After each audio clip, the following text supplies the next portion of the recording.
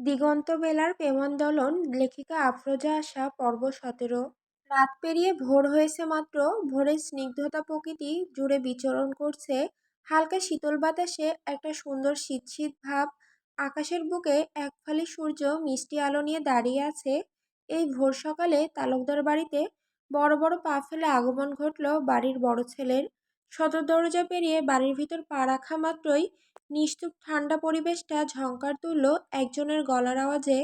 থেমে গেল দিগন্তের চলমান পাদয়। দিগন্তের বেশ ভালো করেই জানা এখন ওর সাথে কি ঘটতে চলেছে। তাই আলগোছে পকেটে দুহাত ঢুকে শটান হয়ে দাঁড়িয়ে গেল সেখানেই।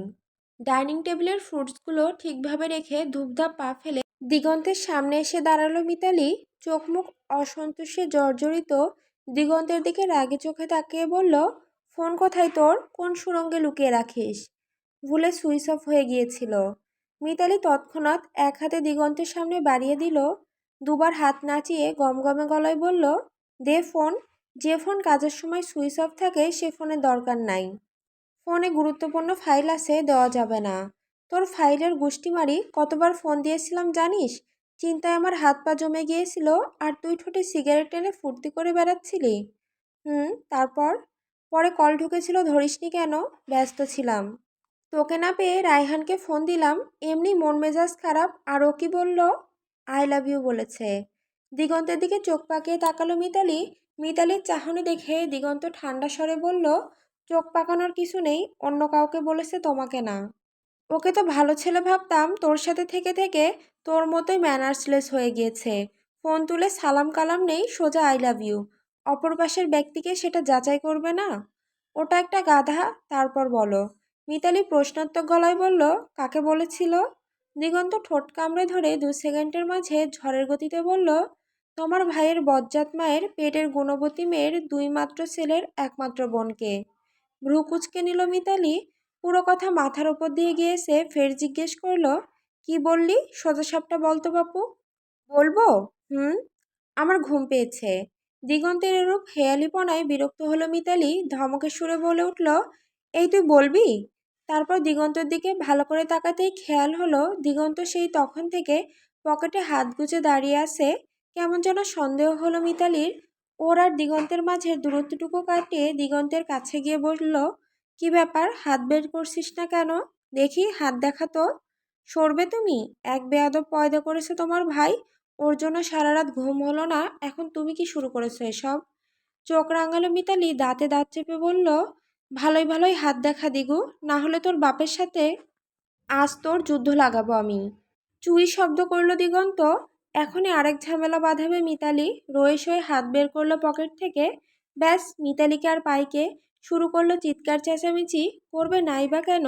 দিগন্তের দুহাত রক্তে জমাট বেঁধে কালশিটে দাগ পড়েছে, সাথে ফুলেও গিয়েছে হাত। এই, কার সাথে মারপিট করেছিস আবার? হাতের এত বাজে অবস্থা কেন? এইগুলো দেখার জন্য দিনরাত খেটে মরি আমি। বাইরে গিয়ে পালোয়ান সাজো তুমি। একবার নাক ফাটিয়ে আসবা, আরেকবার হাত থেতলিয়ে আসবা। কাকে মেরে এসেছিস? পুলিশ কমিশনারের বড় ছেলে ফাহিম দেওয়ান।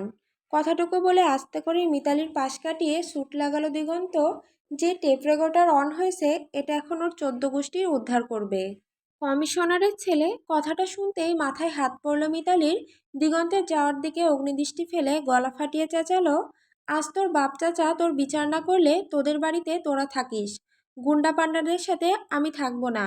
গায়ে গতরে খেটে মুখে খাবার তুলে দিব, আর তার তেজ বাহিরে গিয়ে বের করবি তোরা। কমিশনারের ছেলেকে তুই মেরেছিস? কমিশনার তোকে ছেড়ে দেবে? জাহান্নামে যা, সব কিচ্ছু বলবো না আর আমি। দিগন্ত রুমে এসে ঠাস করে শব্দ তুলে আটকে দিল দরজা। মিতালি এখনও বকছেই। এটা এখন চলবে সারাদিন। রুম সাউন্ডপ্রুফ হয় শান্তি পেল দিগন্তের কান। শরীর ম্যাজম্যাজ করছে, সাথে মাথাও ভার হয়ে আছে। সব কিছু বিরক্ত লাগছে দিগন্তের। পরনের শার্ট খুলে ছুঁড়ে ফেলল মেঝেতে। লোমসে আবৃত চওড়া প্রশস্ত বুক উন্মুক্ত হলো। টেনে হিঁচড়ে শরীরটাকে নিয়ে গেল ওয়াশরুমে। শাওয়ারের নিচে দাঁড়িয়ে পানি ছেড়ে দিল। ঝরঝর করে পানিগুলো দিগন্তের সিল্কি চুলগুলো ভিজিয়ে শরীর বেয়ে পড়তে শুরু করলো। হাত দুটোতে পানির স্পর্শ পেতেই চিনচিন করে জ্বালা পোড়া শুরু হলো। কিন্তু সেটা নিয়ে কোনো ভাবাবেগ নেই দিগন্তের মাঝে। কপালের কাছে লেপ্টে যাওয়া চুলগুলো হাত দিয়ে পেছনে ঠেলে দিয়ে চোখ বন্ধ করে ঠান্ডা পানির আরামটা গায়ে টেনে নিতে লাগলো। বুকের লোমগুলোর মাঝে একপাশে জ্বলজ্বল করছে সেই ছোট্ট লেখাটা, বিন্দুচারিণী। শাওয়ার শেষে কোমরে টাওয়াল পেঁচিয়ে মাত্র বের হয়েছে দিগন্ত, ড্রেসিং টেবিলের কাছে গিয়ে হালকা ভেজা চাপদাড়িগুলোতে হাত বুলাতে বুলাতে ফোনটা হাতে নিল। রায়হানের নম্বরে ফোন দিয়ে দরকারি কিছু কথা সেরে ফোনটা রাখতে নিলে হাত লেগে তার নিচের নাম্বারে কল চলে গেল। মহাবিরক্ত নিয়ে ফোনটা কেটে দিতে চেয়েও আটকে গেল। ততক্ষণে অপর পাশের বান্দা ফোন পিক করেছে। কি বলবে দিগন্ত? চুপ করে রইল। ফোন এক হাতে কানে চেপে ধরে আর এক হাতে সিগারেট নিয়ে মুখে ধরল। তারপর লাইটার সামনে এনে আগুন দিল সিগারেটের মাথায়। মুখে কোনো কথা নেই, ফোন কানে নিয়ে ফসফস করে সিগারেটে টান দিতে লাগলো। এভাবে কাটলো কয়েক মিনিট। এদিকে পুরো সাফেদে মোড়ানো একটা আলিশান রুমে কোমর সমান চাদর টেনে উপর হয়ে শুয়ে আছে ফাহাদ। মাথায় মোটা ব্যান্ডেজ বাঁধা, চওড়া হলদে ফর্সা পিঠটা খোলা, জিম করা মাংসল পেশিগুলো ফুলে আছে। এক হাত মাথার কাছে বালিশ জড়িয়ে রেখেছে, আর এক হাতে ফোন কানে ধরে রেখেছে। অপর পাশ থেকে এতক্ষণেও কোনো সাড়া শব্দ না পেয়ে হালকা করে মাথা উঁচিয়ে ঘুমে ভরা থাকা লাল চোখ জোড়া টেনে খুলল। দিগন্তকে এখনো লাইনে দেখে আবারও শুয়ে পড়ল। এক পাশ থেকে আর এক পাশে ফোন ধরে বিদ্যুতাত্মক কণ্ঠে বলে উঠল, আমি কি তোর প্রেমিকা লাগি? ফোন দিয়ে চুপচাপ আমার শ্বাস প্রশ্বাসের আওয়াজ শুনে ভেতরের ফিলিংস জাগাচ্ছিস? একই বিদ্রূপের স্বরে ভেসে এলো অপর পাশ থেকে, তুই নিজেকে আমার নায়িকা ভাবছিস নাকি? শালা হিজড়া! আহ, দেখেছিলি বুঝি? Not interested. সমস্যা আছে তোর, হারবাল খাস। চোখ খুলে বেড সাইডে হেলান দিয়ে বসলো ফাহাদ। ফোনটা লাউডে দিয়ে পাশ থেকে বিয়ারের ক্যানটা হাতে নিল, তাতে সিপ দিতে দিতে বলল, হারবাল বিষয়ে ভালোই অভিজ্ঞতা দেখছি, কাজে লাগাস বুঝি? যাক, অনেক উপকার করলি। ঠোঁট কামড়ে ধরল দিগন্ত, বাঁকা গলায় বলল, কাল বেলার খোঁজ দিয়েছিলি তাই একটা ছোট্ট হেল্প করে শোধবোধ করে দিলাম। ক্যানে শেষ সম্মুখ দিয়ে দিগন্তকে কটাক্ষ করে বলল ফাহাদ, শালা ইতর, ইতরামি করার জায়গা পাস না? এসব করার জন্য ফোন দিয়েছিস? কল লিস্টের সামনে ছিলি, হাত লেগে চলে গিয়েছে। যাক, জীবনে দুবার ফোনে কথা হয়েছে, সেটা আমি দিয়েছিলাম। ভুল করে হলেও তৃতীয় ফোন তুই দিয়েছিস। কারেক্ট, ভুল করেই। সজ্ঞানে কোনোদিনও দিগন্ত তালুকদারের প্রয়োজন পড়ে না কাউকে ফোন দেওয়ার। ঠোঁট বাঁকিয়ে হাসলো ফাহাদ, গমগমে স্বরে আওড়ালো, এত আত্মবিশ্বাস নিয়ে ঘুরিস? টেক মাই চ্যালেঞ্জ, চতুর্থবারের ফোনটা তোর কাছ থেকেই আসবে। সিগারেটের অবশিষ্টটা অ্যাস্ট্রেতে ফেলে দিল দিগন্ত, বলল, স্বপ্নই তো দেখতে থাক শালা। বলেই লাইন কেটে দিল। ফোনটা পাশের কাউচে ছুঁড়ে দিয়ে টান টান হয়ে বিছানায় শুয়ে পড়ল। একটু না ঘুমালে শান্তি পাবে না। টুট টুট শব্দ তুলে লাইন বিচ্ছিন্ন হতেই উড়ুর ওপরে রাখা ফোনের স্ক্রিনে আলোকপাত করল ফাহাদ। মাথায় ব্যথা তো আগে থেকেই ছিল, এখন কাঁচা ঘুম ভাঙার কারণে ঘাড়ের শিরা উপশিরায় দপদপ করে যন্ত্রণা শুরু হয়েছে। দুই আঙুল উঠিয়ে ঘাড়ে স্লাইড করতে করতে বিড়বিড়ালো, হারামজাদা, সারা জীবন জ্বালালো। বেলা গড়িয়েছে, সকালের মিষ্টি পরিবেশটা এখন প্রখর রোদে উত্তপ্ত আবহাওয়ায় রূপ নিয়েছে। পাটোয়ারি বাড়ির সবাই হাসপাতালে পড়ে রয়েছে, থাকবে নাই বা কেন? বাড়ির তিনটা মানুষ তিন দিকে অ্যাডমিট। বেলার দাদির অবস্থা আগের থেকে এখন ভালো, তার দেখভালের জন্য রিনা রয়েছে সেখানে। আমেনা অসুস্থ শরীর নিয়ে দুই মেয়ের কাছে ছোটাছুটি করছে। বেলাকে ঘুমের ইঞ্জেকশন দেওয়া হয়েছে, তাই এখনও গভীর ঘুমে আচ্ছন্ন। বৃষ্টির অবস্থা বেশ নাজুক ছিল, এতক্ষণ অবজারভেশনে রেখেছিল, খানিক আগে কেবিনে শিফট করা হয়েছে, এখন আশঙ্কামুক্ত। পাতার প্রায় সবগুলো ওষুধ খেয়ে নিয়েছিল, বেশি দেরি হয়নি বলে জোর বাঁচা বেঁচে গিয়েছে। ওয়াশ করার সময় ডাক্তাররা ভরসা দিতে পারছিল না, কোনো ভাগ্যের জোরে বেঁচে ফিরেছে। কিছুক্ষণ আগে জ্ঞান ফিরেছে বৃষ্টির, এখনও পরিবারের কেউ আসেনি ওর কাছে। কেবিন পুরো ফাঁকা, জ্ঞান ফিরে পাশে কাউকে পায়নি, নিজের উপরে তাচ্ছিল্য হাসলো।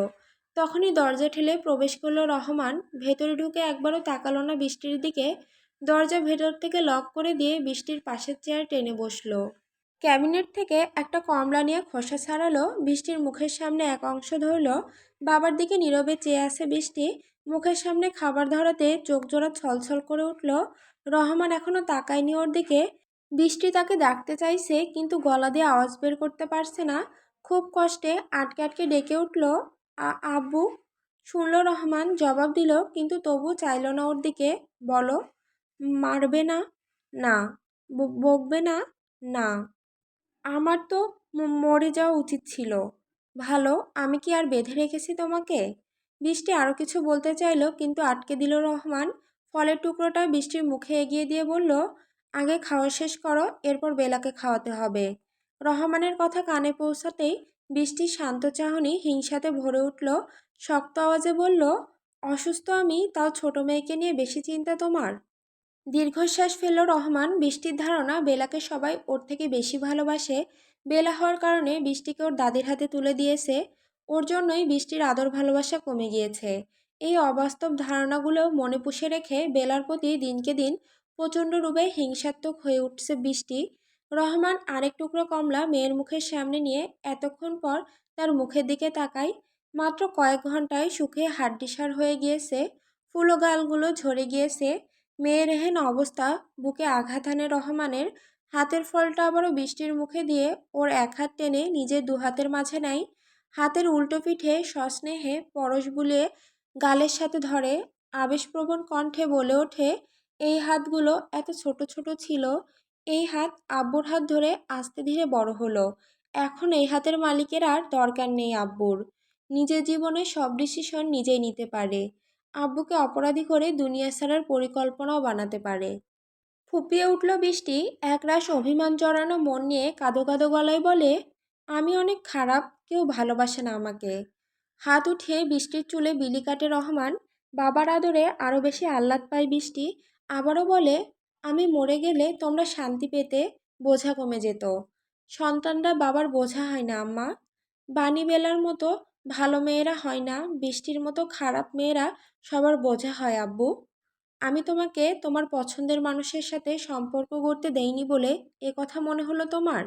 কি চাও তুমি? সব জেনে শুনেও মেয়েকে বিয়ে করা একটা চরিত্রহীন লাফাঙ্গা ছেলের হাতে তুলে দিব? কারণ মেয়ে তাকে ভালোবাসে। ভালোবাসলে সুখ পাওয়া যায়। যদি তাই হয়, যদি তুমি আমাকে ফুল সিওরিটি দিতে পারো ওরকম ছেলেকে বিয়ে করার পর তুমি সুখী থাকতে পারবে, তবে আমি মেনে নিব। কিন্তু আদৌ বিয়ে করবে তো?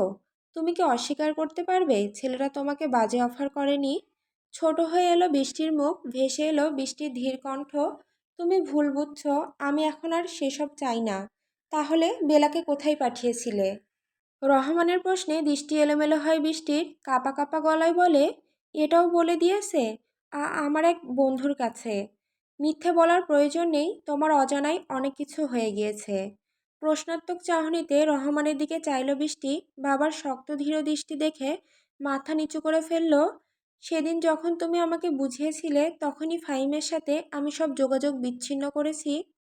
কিন্তু তাও মানুষ লাগিয়ে আমার রুমের দিকে ইটের টুকরো ছুঁড়ত, আমাকে নানাভাবে ডিস্টার্ব করছিল।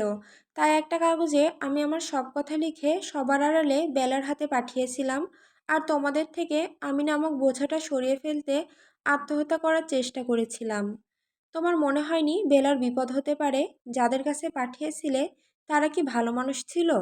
চমকে তাকালো বৃষ্টি। নিজের জীবনের টানপোড়ের মাঝে অন্য কিছুর খেয়াল আসেনি ওর। থেমে থেমে বলল, বেলা তো ছোট মানুষ। শকুনদের নজরে ছোট বড় থাকে না আম্মা। নিয়ে গিয়েছিল বেলাকে। কথাটা শুনতেই কান্নায় ভেঙে পড়ল বৃষ্টি। কিছু বলতে চাইছে কিন্তু পারছে না। রহমান একটা দীর্ঘশ্বাস টেনে মেয়ের মাথা বুকে আগলে নিল। আদর মিশ্রিত গলায় বলল, বড় হয়েছেন আম্মা, এখনো ছোটদের মতো মনোভাব কেন? আপনি আমাদের বোঝা না। সন্তান ভালো হোক খারাপ হোক কখনো বাবা মায়ের বোঝা হয় না। আপনি আমার বাচ্চা। হাজারো ভুল করতে পারেন, সেগুলো শুধরে দেওয়ার জন্য তো আব্বু আছে। ছেলেগুলো আপনাকে ডিস্টার্ব করছিল, বলেনি তো কাউকে? আব্বুর কাছে মনের সব কথা বলবেন। আব্বুকে বলতে না পারলে আম্মুকে বলবেন। আম্মুকে না বললে বড় আপাকে বলবেন, ছোট আব্বুকে বলবেন, ছোট আম্মুকে বলবেন। এত মানুষ পাশে থাকতেও আপনি বোকার মতো মানসিক চাপ নিয়ে ঘুমের ওষুধ খেয়ে নিলেন। এটা কি অন্যায় নয়? সব কথা শুনল বৃষ্টি। বাবার বুকে পড়ে অঝোর ধারায় কাঁদল। কেন কাঁদল নিজেও জানে না। বুকের মাঝে যে দমবন্ধকর অবস্থাটা ছিল সেটা নিমিষে গায়েব হয়ে গেল কিভাবে যেন। কি বুঝলো কে জানে। কাঁদতে ভালো লাগছে তাই কাঁদছেই। এতদিনে মনে পুষে রাখা রাগ জেদ অভিমানে পানি পড়েছে হয়তো। হালকা লাগছে নিজেকে। রহমান নীরবে মেয়ের মাথায় হাত বুলিয়ে দিচ্ছে। কান্না থামানোর চেষ্টা করছে না। কিছু কান্না ঝরা মন্দ নয়। যদি মনে শান্তি আসে তাহলে কাঁদুক।